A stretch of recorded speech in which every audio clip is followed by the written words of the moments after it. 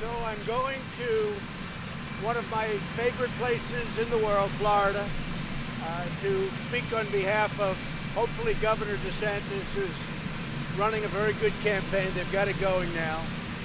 And also, as you know, Rick Scott, who's been a great governor, and hopefully he'll be your new senator. I'm going to Florida. We'll spend a lot of time. We're going to make a speech tonight or a rally. And we have a tremendous crowd. We have a lot of people. Whatever it is, it's packed. So I look forward to being in Florida. And I guess some of you are going with us, and some of you aren't. But if you're not, we'll be missing you. It seems that the campaign is going very well. Looks like we're doing very, very well in the Senate.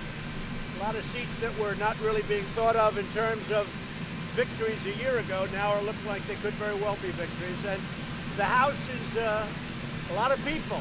I mean, there are a lot of people, and I think we're going to do well in the House also. But I know we're doing well in the Senate, and it looks like we're doing okay in the House. We're going to have to see. There's just so many people. Mr. President, why are you attacking Paul Ryan? Why are you attacking Paul Ryan? Birthright citizenship is a very, very important subject.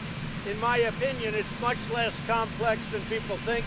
I think it says it very loud and clear in the Constitution that you don't have to go through the process of whatever they're talking about. And by the way, this is not a constitutional amendment. You don't need a constitutional amendment for birthright citizenship. I believe that you can have a simple vote in Congress, or it's even possible, in my opinion, this is after meeting with some very talented legal scholars, that you can do it through an executive order. Now, I'd rather do it through Congress because that's permanent, but we can certainly do it through, I really believe we can do it through executive order. One other thing, if President Obama can get DACA approved, if you look at DACA, where he actually said, well, this isn't legal or this I can't do, but I'll do it anyway, and then he gets a judge to approve it, and it'll ultimately be decided by the Supreme Court, I hope quickly.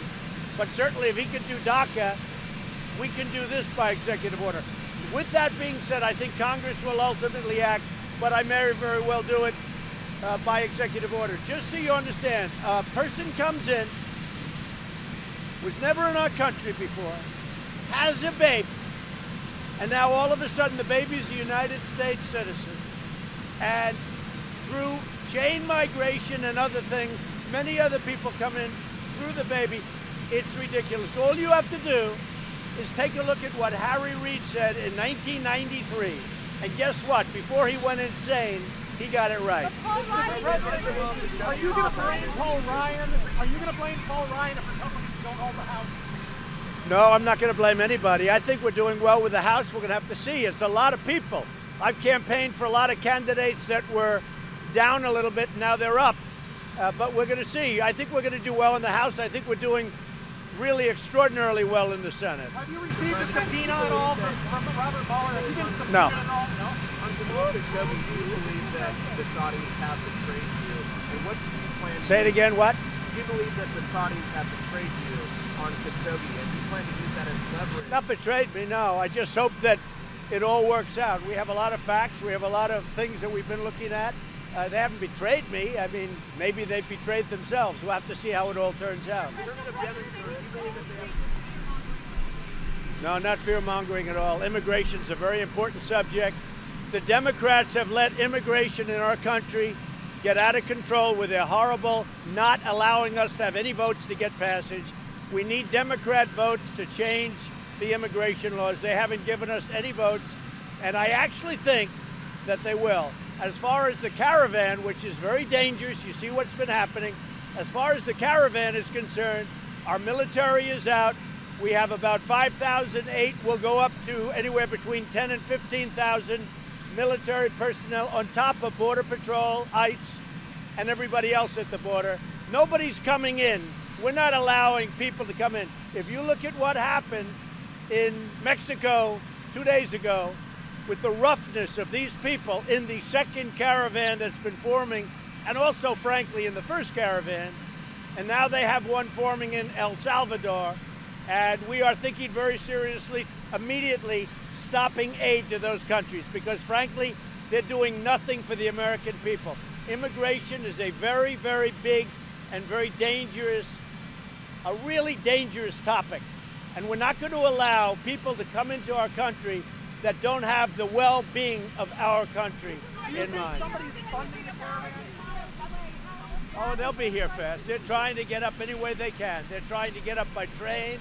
They're trying to get up by truck and by buses.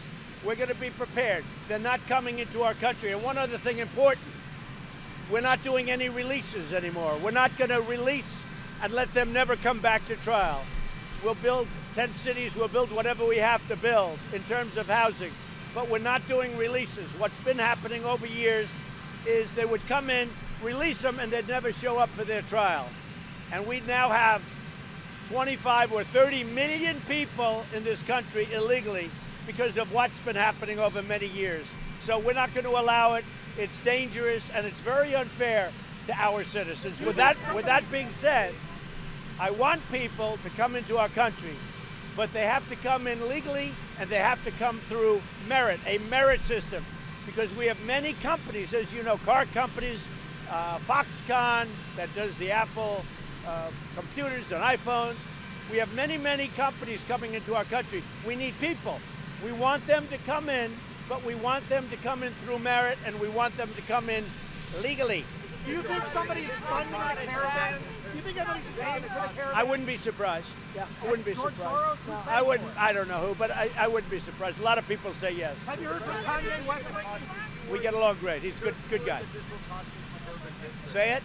You worry that this will cost you suburban districts? No, I don't think so. Whatever it is, here's the thing. I don't view suburban districts or any other districts. I view the country.